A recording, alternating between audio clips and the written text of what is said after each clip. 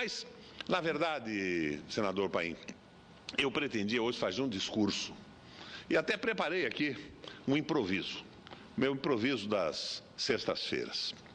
E neste preparo eu pensei que esse meu pronunciamento deveria ter um nome, uma denominação. E se fosse o caso, escolheria algumas denominações, todas elas inspiradas em ditados populares. Por exemplo, eu poderia chamar esse meu pronunciamento em "de como fazer cortesia com o chapéu alheio", ou "é mais fácil dizer do que fazer", ou "mentir grande ou mentir pequeno, tudo é mentir, pecado confessado, meio perdoado", ou ainda "quem com lobo anda, aprende a uivar". E por fim, o popularíssimo, que é a denominação que eu escolho nesse momento: mentira tem pernas curtas. Mas vamos à essência, ao conteúdo desse meu pronunciamento. Dados os possíveis títulos que eu estabeleci e a definição da minha escolha, vamos à fala. Quando fui governador do Paraná, pela primeira vez entre 91 e 94, para revigorar a cultura do café, do que o Paraná fora o maior produtor do Brasil, desenvolvemos uma nova forma de plantio, o café adensado. E aqui dou um crédito também a uma personalidade que, inclusive, nas campanhas, e hoje não é meu partidário, é meu adversário, segundo consta, o Alexandre Beltrão, que era o nosso representante em Londres, naquele tratamento das cotas do café. Ele me disse: Requião, essa história de quantidade de café de tonelagem está acabando. As cotas vão ser eliminadas. O que vai valer agora é o valor do café, em dólar. E o café tem que ser um café de baixa acidez e bebida mole. Então, não adianta mais o Paraná ser o maior produtor do Brasil nem do mundo. Ele tem que ser o produtor do café de melhor qualidade. E eu, em cima dessa advertência do Alexandre Beltrão, lancei um programa que adotava, em vez dos antigos métodos de cultivo, com largo espaçamento entre um pé de café e outro, passamos a adensar, a compactar o plantio como forma de proteger a sensível rubiácea dos rigores do clima, das tão fatídicas geadas, como forma também de aumentar a produtividade, como forma de selecionar e aprimorar as variedades cultivadas, como forma de tornar mais eficiente o uso da mão de obra, como forma de tornar viável o cultivo do café nas pequenas propriedades. As leiras afastadas possibilitavam que nos dias frios a ação do vento reduzisse de forma fantástica a temperatura e queimasse a plantação toda. O café adensado, de certa forma, defendia as nossas plantações das geadas. O programa, senador Paim, foi, na verdade, um sucesso. É um sucesso até hoje. O café adensado hoje representa 55% da área de café cultivada no Paraná. Essa forma de plantio não só recuperou a nossa cafeicultura, como resultou na produção de variedades cuja qualidade equipara-se às melhores variedades plantadas no mundo. Pois bem, esse programa começou no segundo ano de meu primeiro governo, em 1992. E como sabemos, um pé de café produz plenamente depois de 5 anos do plantio. Não produz antes disso. Logo, foi só na safra de 1966-67 que os nossos agricultores colhem a primeira safra do plantio adensado. Uma colheita gratificante. O programa dera certo. Nesta época, o Paraná era governado pelo senhor Jaime Lerner. Não é Jaime lá no Paraná, ele gosta de ser chamado de Jaime. Jaime Lerner. Homem fissurado no marketing, na propaganda, tanto assim que gastou no seu período de governo, 2 mandatos sucessivos, 2 bilhões e 500 milhões de reais em publicidade. Louco por uma publicidade, Sua Excelência não teve dúvida. Botou no ar um comercial falando sobre o fantástico resultado da técnica do café adensado, claro, atribuindo-se o feito. Ora, como ele assumira em 95, eu falei 66, o resultado surge em 96. Como ele assumira em 95, e um pé de café leva 5 anos para produzir, era uma grossa fraude atribuir o êxito do programa ao seu governo. Diante da intensidade da fanfarra que proclamava o milagre cafeeiro de Sua Excelência, o PMDB, o meu PMDB, o PMDB velho de guerra, decidiu recorrer ao Conselho Nacional de Autorregulamentação Publicitária, o CONAR, denunciando o governo do Paraná por propaganda enganosa. E o CONAR recomendou a retirada do comercial do ar. O tempo passa, o tempo voa, e a esperteza não se cansa de ser esperta, embora muitas vezes a esperteza vire bicho e coma o esperto. Pois não é que meu outro sucessor, o agora governador Carlinhos Alberto Richa, repete a astúcia, sem nenhum pudor. Depois de um ano de absoluta apatia, de indolência, entroniza-se como o governador do crescimento industrial, o governador dos recordes na geração de empregos, o governador dos centros de referência em educação básica e profissional, das 260 bibliotecas cidadãs, das clínicas da mulher e da criança, o governador das casas populares. Vamos lá.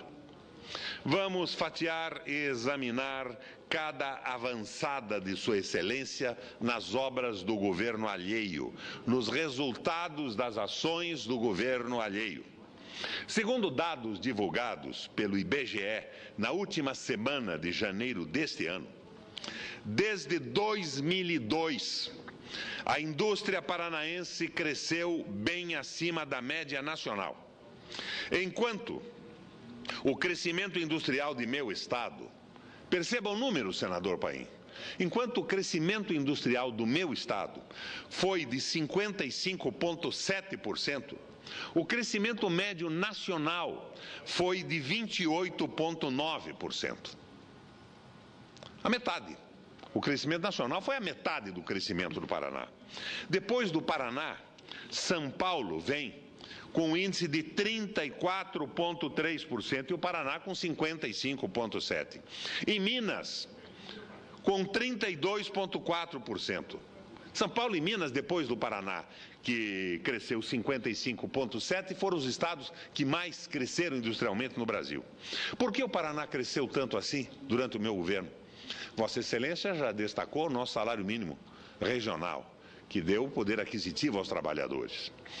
Porque os empresários usufruíram de bom ambiente fiscal, proporcionado por uma política tributária inovadora e ousada. Porque durante todos os dias de meu governo, minha obsessão foi reduzir impostos, trocando tributos por empregos, por mais desenvolvimento. Cito, senador Paim, exemplos da nossa política fiscal: diminuição das alíquotas do ICMS, dilação de prazo de recolhimento do imposto com mais vantagens para quem investisse e gerasse empregos nas regiões menos desenvolvidas do Estado. É o que o governo federal do Lula e da Dilma tentam fazer com o nosso Nordeste do Brasil. Eu fiz com o interior do Paraná com sucesso. Diferimento das vendas industriais de parte da alíquota, de 18% para 12%. Imposto zero para as microempresas e redução a 2% em média da alíquota das pequenas empresas. Dilação do recolhimento do ICMS sobre energia elétrica para as indústrias, a fim de possibilitar a elas aumento do capital de giro. Redução do ICMS de 100 mil produtos de consumo mais frequente pelos assalariados. Os bens de consumo salário, aquilo que o trabalhador compra com o salário que recebe. Logo depois da explosão da crise financeira mundial, eu tentei contrabalançar a crise financeira mundial com estas medidas efetivas que um Estado pode tomar. Não tomei mais porque não tinha nas mãos o poder da República. Para que não houvesse queda no consumo de alimentos, de calçados, de tecidos, de produtos farmacêuticos e de higiene, de fogões, geladeiras, máquinas de lavar roupa, máquina de costura, cortei o imposto dos 100 mil itens de consumo salário para manter a demanda em alta, estimulando a produção e mantendo empregos. Além disso, senador Paim, zerei o imposto dos produtos da cesta básica. Cortei o ICMS dos materiais de construção, reduzi o imposto sobre importação de máquinas e bens de produção, não de bens de consumo suntuário, bens de consumo durável produzidos no Japão, nos Estados Unidos, na China, que estão arrasando hoje a indústria brasileira. Reduzi o imposto sobre a importação de máquinas e bens de produção.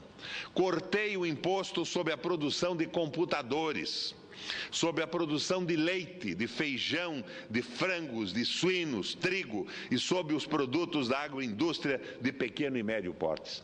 Quando assumiu o governo, reuniu o BRDE, que à época era um banco do Paraná, do Rio Grande do Sul, de Santa Catarina, depois nós trouxemos Mato Grosso do Sul, com os produtores rurais do Paraná, com as cooperativas, estabelecia um contato direto para que o nosso banco financiasse não só a produção, mas a transformação dos bens. Tudo isso foi um sucesso, senador Paim. E cumpriu uma promessa de campanha, uma promessa séria de campanha. O compromisso de não conceder aos investimentos multinacionais benefícios que não pudessem ser igualmente atribuídos às empresas brasileiras. Em consequência, os governadores de Santa Catarina e do Rio Grande do Sul, em consonância com eles, não em consequência, foi dado outro direcionamento ao BRDE, Banco de Desenvolvimento da região sul do país. Assim, o banco aumentou em 200% o financiamento de bens de produção, em 70% o financiamento das microempresas. Imagina, senador, o que significa isso? O BRDE financiando microempresa que gera emprego. As pequenas e microempresas são responsáveis por 80% dos empregos gerados no país.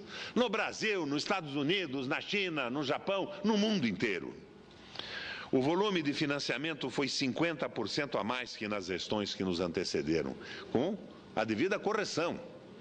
A par disso, a Agência de Fomento do Governo do Paraná passou a dar prioridade ao financiamento de micro e pequenos empreendedores, fazendo nascer dezenas de milhares de novos negócios. Se de um lado concedia aos empresários toda a sorte de benefícios e estímulos, de outro, instituir, e Vossa Excelência é testemunha disso, o salário mínimo regional voltado aos trabalhadores não sindicalizados, mas com grande influência também nos acordos coletivos. Sem database para reajustes. Esses trabalhadores não tinham database para reajustes. Hoje, o salário mínimo paranaense é o maior do país. Alcança 350 mil trabalhadores e joga na economia mais de 150 milhões de reais mensalmente. Embora, como em a parte a Vossa Excelência, eu já tenha feito notar que o ganho de produtividade que eu incorporei aos aumentos do salário mínimo foi eliminado por esse governo negocista que não trabalha a favor do interesse público e que desconsidera a importância do povo trabalhador. Logo, não é nenhuma surpresa que o Paraná tenha sido o estado brasileiro que mais cresceu industrialmente e que, em proporção ao número de habitantes, foi o que mais criou novos empregos entre 2003 e 2010, segundo revelam os levantamentos do IBGE e do CAGED. Não agora, como anuncia o Beto Richa, nesse ano de inércia do seu governo, quando quer se apropriar de toda uma ação política, administrativa e tributária efetuada durante o nosso governo. É aí que adentra a cena o inefável governador do Paraná. Assim que os números do IBGE sobre o crescimento industrial paranaense saíram em janeiro, Sua Excelência fez uma pausa em seu ócio, porque ele vive em Cancún, no Chile, no Carnaval da Bahia, menos no Paraná, no Palácio e trabalhando. e soltou rojões, proclamando-se o autor da façanha, o que mereceu reparos até do jornal Valor Econômico, não dos jornais do Paraná. Porque o nosso governador fez uma licitação agora e entre administração direta e empresas públicas vai gastar 250 milhões em publicidade, em propaganda do que se nada fez. Outra pataquada. Em seu discurso de abertura do ano legislativo, no dia 2 de fevereiro, Sua Excelência anunciou que o seu governo batera o recorde na criação de empregos, com a abertura de 157 mil vagas em 2011. Sua Excelência foi prontamente desmentido pelos números do Cadastro Geral de Empregados e Desempregados, o CAGED, do Ministério do Trabalho. Em 2011, primeiro ano de ocupação das instalações governamentais pelo Beto e os seus amigos negocistas, foram criados 123 mil novos empregos. O recorde continua sendo do último ano do meu governo, 153 mil novos empregos com carteira assinada. O que fez o governador manipulador de dados para obter um número anunciado com fanfarras na Assembleia Legislativa do Paraná? Sua Excelência seguiu aquele famoso e infeliz conselho do então ministro Recupero: esconder o que não é bom. E como o desemprego não é bom, Sua Excelência simplesmente desconheceu a coluna dos desempregados. Como é que você estabelece o número de empregos criados? O número de novos trabalhadores com carteira assinada, do qual se subtrai os trabalhadores que perderam emprego. Ele desconheceu a coluna de desempregados na estatística do CAGED, somando apenas a coluna dos empregados. Daí o fantástico número de vagas de trabalho criado pela astúcia oficial, não por uma ação de governo. A mesma desfaçatez que se viu na assinatura de um protocolo entre o governo do Paraná e a Renault. Eu já me referi a isso em discurso aqui nessa tribuna. O protocolo com a Renault foi criada no governo do Jaime Lerner com concessões absolutamente inimagináveis. Mas está lá, tem empregados e eu resolvi manter isso porque desfazer o absurdo seria um absurdo ainda maior em relação aos trabalhadores. Pois muito bem, esse novo protocolo da Renault foi elaborado em meu governo. Os incentivos previstos, incentivos não para ela, eu deixei bem claro, incentivos que a Renault recebeu nesse contrato elaborado no meu governo, mas que são dados igualmente a todas as empresas brasileiras e paranaenses estabelecidas no nosso território. Pois bem, no dia da assinatura do protocolo, o governador e um trêfego irresponsável, malandro presidente da multinacional francesa, naquele esquema de puxa-saco, com deselegância, grosseria e despropósito, transformaram o ato em um comício contra o meu governo. Por que a Renault não gosta de mim? Eu ajudei a produção da Renault, mas quando a Renault ferrava os seus empregados, terceirizando tarefas próprias dos metalúrgicos, e eles entravam em greve, eu recusei colocar a polícia contra os trabalhadores e determinei que resolvessem a questão, porque era um direito dos trabalhadores e não ia ser a polícia que ia desempatar a favor dos exploradores. Eles me detestam por isso, embora eu os tenha apoiado no sistema produtivo. Na verdade, quase toda semana Sua Excelência expõe-se a esse papel ridículo. Sua Excelência é o governador do Paraná, lógico. Semanas antes do Carnaval, por exemplo, Sua Excelência foi ao interior do Paraná inaugurar casas, bibliotecas, clínicas para mulher e crianças, escolas, obras iniciadas, projetadas no meu governo, que eu não consegui inaugurar, mas ele paralisou a inauguração para fazer isso posteriormente. O que fez Sua Excelência em cada uma dessas inaugurações? Fez comícios criticando-me. Inaugura o que planejei e executei e ousa ofender-me e criticar-me. Segundo me relatam prefeitos, vereadores e amigos do interior, estas inaugurações chegam a ser cômicas, senador Mozarildo, quando não constrangedoras. Ele vive de inaugurar o que eu fiz, porque em um ano nada fez, e aproveita a inauguração para desancar o autor das obras que inaugura. E agora que o Instituto de Pesquisa Econômica e Aplicada, o IPEA, destaca os avanços havidos no Paraná entre 2003 e 2010, o governador, que não faz nada, só faz críticas, agita-se para tirar uma casquinha e pousar para a foto. Fotos amplamente reproduzidas pela imprensa, que fatura 250 milhões de reais esse ano. Segundo o IPEA, no meu governo, a pobreza extrema no Paraná foi reduzida de 7,1% para 2,3%. A renda média familiar passou de R$ 533 para R$ 735. A mortalidade infantil foi reduzida em quase 7 pontos percentuais, com as clínicas da mulher e da criança em todos os municípios, em todas as regiões pobres das grandes cidades. Um projeto meu e da doutora Zilda Arnes, da Pastoral da Criança, que agora ele transforma em ambulatório, muda o nome, muda a cor, muda a placa, e inaugura e apresenta como projeto do seu governo. O número de jovens universitários ou formados com idade entre 18 e 24 anos praticamente dobrou, e assim por diante. Na reunião com o ministro da Educação, Aloysio Mercadante, na comissão que eu presido, o ministro deixou claro que o melhor índice de alfabetização de crianças do Brasil, e Vossa Excelência sabe que se a criança não for alfabetizada até os 8 anos, ela entra na escola sem condição de acompanhar o currículo escolar, de aprender, porque ela não sabe falar, ela não sabe ler, ela não sabe escrever. É fundamental isso. O melhor índice do Brasil foi o índice do Paraná, em função das políticas do nosso governo. Enfim, os números são ótimos no Estado para um governador que não faz nada. Até agora, a grande obra de Sua Excelência foi promover uma licitação para gastar mais de 200 milhões de reais em propaganda. E eu fico aqui pensando, senador Paim, propaganda para divulgar o quê?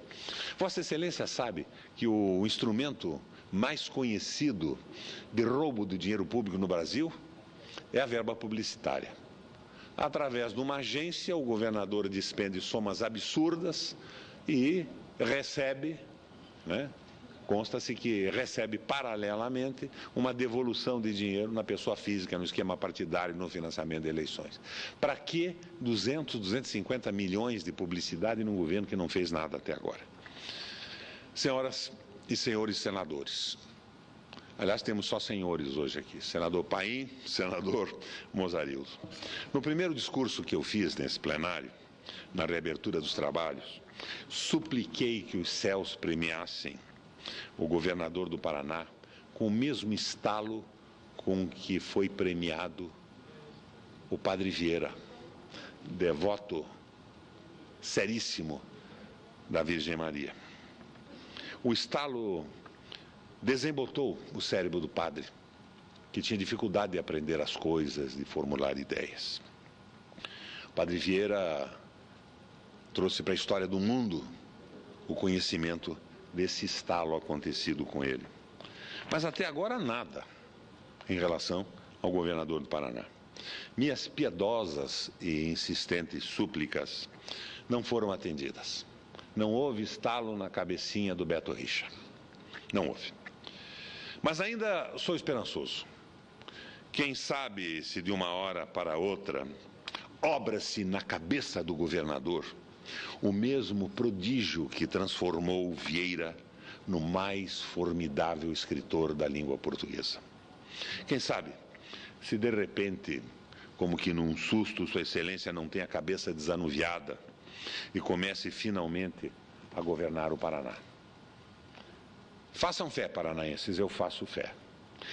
E que tal se esse estalo se desse agora, quando ele tem a decisão do Tribunal de Contas da União, para reformular toda a política de formação de custos do pedágio, reduzir o pedágio brutalmente em 80%, fazendo as empresas devolverem o que cobraram indevidamente, segundo o Tribunal de Contas da União, durante estes anos todos. Se o Beto tiver esse estalo, Com entusiasmo, apoio o governador do Paraná nesta atitude. Obrigado, presidente.